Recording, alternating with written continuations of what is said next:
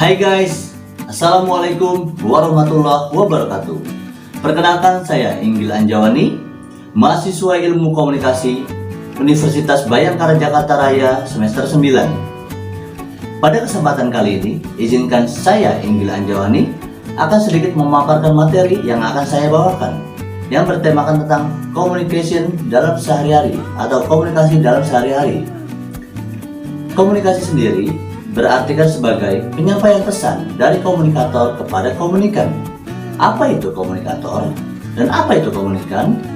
Komunikator sendiri yaitu sebagai pengirim pesan kepada komunikan. Dan apa itu komunikan? Komunikan sendiri berartikan sebagai penerima pesan dari komunikator atau pengirim.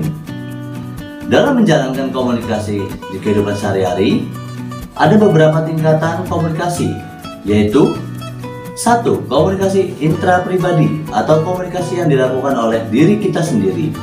Contohnya seperti berpikir dan merenung. Saat kita berpikir, otak kita digunakan untuk berkomunikasi. Apa yang harus kita lakukan, apa yang harus tidak kita lakukan. Begitupun juga dengan merenung. Langkah apa yang harus kita ambil? Kita harus bagaimana? Diri kita sendiri yang menentukan. Kita berkomunikasi dengan diri kita sendiri. Dan yang kedua ada komunikasi antar pribadi atau komunikasi antar personal. Komunikasi antar personal ini sifatnya dua orang, antara komunikator dan komunikan, pengirim dan penerima. Contohnya seperti percakapan antara dua orang yang membicarakan suatu topik. Yang ketiga ada komunikasi kelompok. Komunikasi kelompok sendiri biasanya dilakukan oleh 3-5 orang atau mungkin lebih dari 5 orang. Komunikasi kelompok sendiri bertujuan untuk membentuk apa yang harus dilakukan dalam suatu kelompok tersebut. Bertujuan untuk membentuk komunikasi yang baik untuk kelompoknya. Yang keempat ada komunikasi antar kelompok. Komunikasi antar kelompok sendiri dilakukan dari komunikasi kelompok A kepada komunikasi kelompok B. Artinya, kedua kelompok ini saling berkomunikasi. Yang kelima ada komunikasi organisasi. Komunikasi organisasi sifatnya biasanya terstruktur. Dari atas untuk ke bawah ada tahapannya. Contohnya seperti Karang Taruna dan perkumpulan-perkumpulan organisasi lainnya. Yang keenam ada komunikasi masyarakat secara luas atau disebut juga komunikasi massa. Komunikasi massa ada dua tahapannya. Komunikasi massa melalui media massa dan komunikasi massa tanpa melalui media massa. Komunikasi massa melalui media massa contohnya seperti televisi, radio, surat kabar dan lain-lain sebagainya.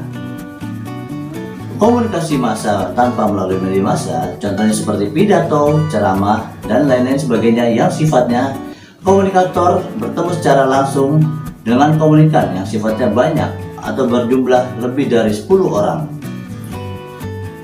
Berbicara tentang media massa, perkembangan zaman saat ini sudah sangat pesat, signifikan jalannya. Di mana perusahaan digital platform banyak sekali menggunakan media sosial sebagai media massa untuk menjalin komunikasi. Contohnya seperti YouTube, WhatsApp, Instagram, Line, Facebook, dan lain-lain sebagainya. YouTube sendiri ditujukan sebagai untuk hiburan dan sarana tontonan di dalamnya. Tapi YouTube sendiri dilakukan sebagai tontonan yang menjual atau ada unsur komunikasi periklanannya, di mana dari yang pemilik akun channel YouTube tersebut akan mendapatkan pundi-pundi rupiah ketika banyak orang yang menonton. Dalam hal ini, YouTube sendiri menerapkan tingkatan komunikasi massa.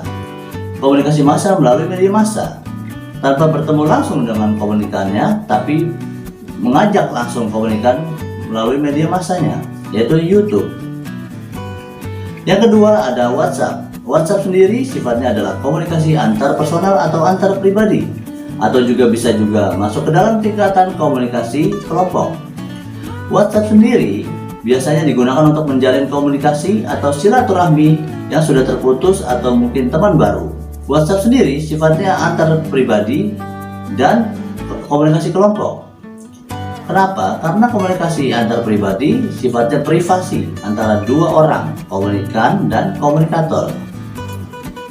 Dan dalam komunikasi kelompoknya, kenapa WhatsApp masuk dalam komunikasi kelompok? Karena di dalam suatu WhatsApp tersebut bisa membuat untuk grup yang jumlahnya lebih dari 5 orang atau 6 orang atau bahkan lebih. Dan selanjutnya ada Facebook. Facebook sendiri sifatnya untuk menjalin komunikasi juga dengan beberapa teman, baik yang sudah terputus atau teman baru dan lain sebagainya. Facebook sendiri masuk dalam tingkatan komunikasi antar pribadi dan komunikasi massa. Komunikasi yang menggunakan media massa. Jadi, kenapa disebut komunikasi antar pribadi? Karena di dalamnya mengandung unsur kirim pesan atau messenger yang sifatnya privat atau privasi antara komunikator dengan komunikan. Dan sifatnya juga bisa bersifat komunikasi massa karena bisa dibaca atau dilihat oleh banyak orang. Yang selanjutnya ada Instagram. Instagram sendiri sudah banyak diminati oleh kalangan banyak orang, baik dari usia muda sampai usia tua. Instagram sendiri biasanya digunakan oleh kalangan banyak orang untuk dokumentasi foto dan video kenangan mereka, atau juga digunakan sebagai sarana periklanan untuk menjalin ekonomi bisnis mereka. Instagram sendiri masuk dalam tingkatan komunikasi massa yang sifatnya melalui media massa. Dan Instagram sendiri juga masuk dalam komunikasi antar pribadi karena bisa dapat mengirim pesan, di mana komunikator dan komunikan privasi sifatnya. Oke, itu saja beberapa materi yang saya bawakan tentang digital platform atau media sosial yang saat ini banyak digunakan oleh banyak orang, baik dari muda sampai tua.